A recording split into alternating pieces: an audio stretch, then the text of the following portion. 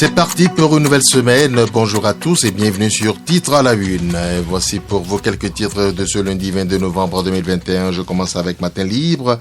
20 ans après sa création, la Cour de justice de la CEDEAO se porte bien, qu'il dit son vice-président. Cela fait 20 ans que la Cour de justice de la CEDEAO existe.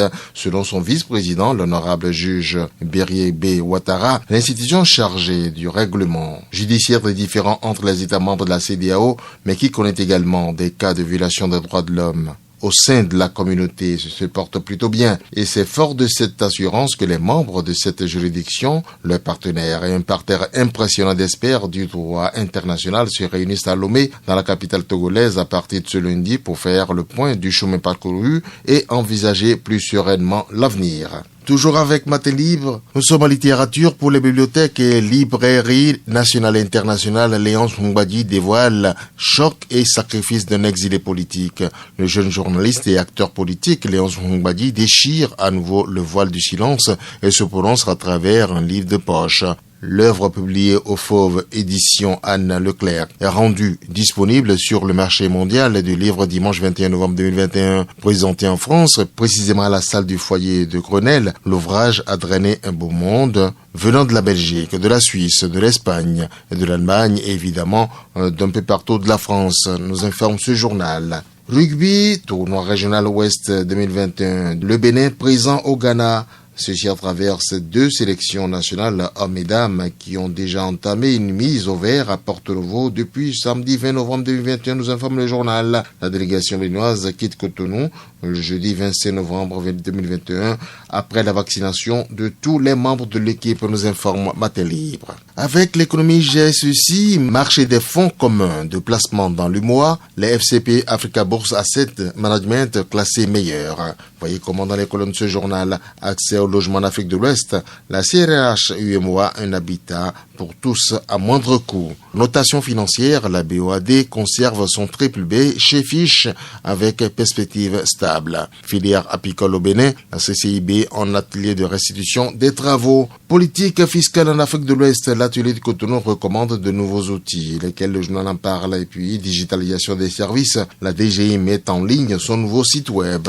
Très bon détail avec l'économiste dans son numéro de ce lundi. Vif d'Afrique, polémique autour de la sauce à l'Iri au Bénin, une science à réinventer sous nos cieux. Le journal interroge depuis sa une, la réponse dans ses pages. Et puis, sur la rubrique au vif, 2 Béninois épinglés pour escroquerie et faux maraboutage. Découvrez-les dans les colonnes de ce journal. Affaire 145 kg de cocaïne. L'identité du Français arrêté au Maroc révélée, c'est dans les colonnes de ce journal. Situation sécuritaire chaotique et téléchargement de la démission du président du Burkina Faso. Ultimatum non négociable. Caboret sur la braise.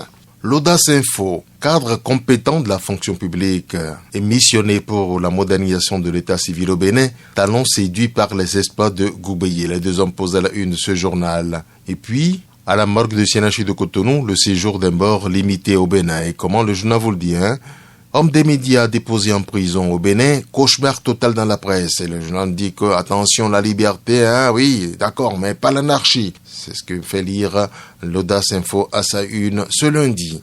Dynamisme Info, Ajavon, Koutié, Azanaï, Léadi, Pépé Soglo et autres, inquiétant silence et peut-être justifié dans le débat politique.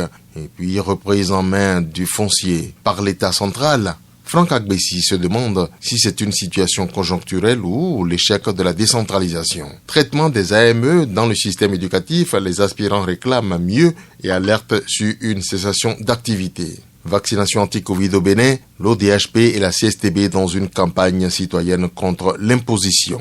Incarcération des journalistes sur la base du code du numérique, un problème bien plus profond à régler avec des exigences à satisfaire, donne à lire Dynamisme Info dans son numéro du jour. Nous continuons avec la Nouvelle Gazette. Décentralisation et gouvernance locale, les opérations foncières suspendues au Bénin. Gatien Sedamia Diagboni, admis au grade de grand officier de la bonne gouvernance, et pose très fier à la une ce journal. Et puis détention de 2 journalistes dans l'exercice de leur métier. Le CNPA, l'ODEM, le PMB et la PANEM Bénin condamnent. Le matinal, campagne accélérée de vaccination anti-Covid, maires et leaders religieux mis à contribution. Voyez comment dans les colonnes de ce journal, grand rendez-vous commercial de la cité des Kobourou, la foire commerciale de Parago revient en force. L'édition 2021 est prévue du 5 au 30 décembre, nous informe depuis sa une le matinal. L'indépendant Benjamin Nkpatini depuis la une ce journal exactement ceci, ce n'est pas la vaccination qui tue, mais c'est plutôt la Covid-19 bien entendu. Et puis foncier, toutes les opérations de lotissement suspendues jusqu'à nouvel ordre. Championnat du monde de pétanque en Espagne, le Bénin vainqueur du monde de la Coupe des Nations. Actu Express, trafic de devises et blanchiment d'argent des expatriés dans la ligne de mire. Qui sont-ils? Le journal vous les fait connaître. Rapport explosif de la CENTIF portant sur près de 120 milliards, talent à temps pour sévir avec la dernière rigueur. Regain de dynamisme pour l'essor de la ville vitrine du Bénin, à Togbosor le grand jeu. Quel est-il? Le journal donne à lire dans ses colonnes. La nation, zone économique spéciale de Glodibé-Zé, des individus sous le charme des réalisations, avec image forte à la une de ce journal.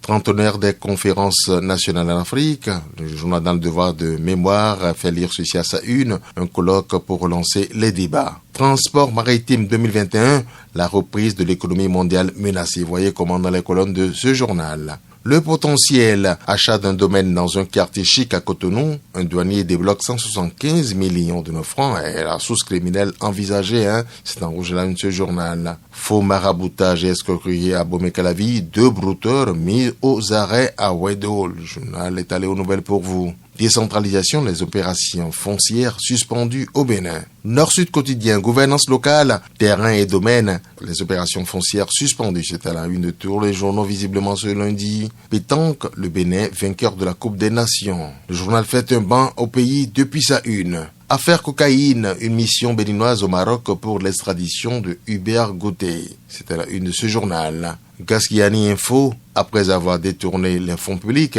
voici où il cache l'argent volé. Dès qu'il parle le journal, c'est à lire dans ses pages.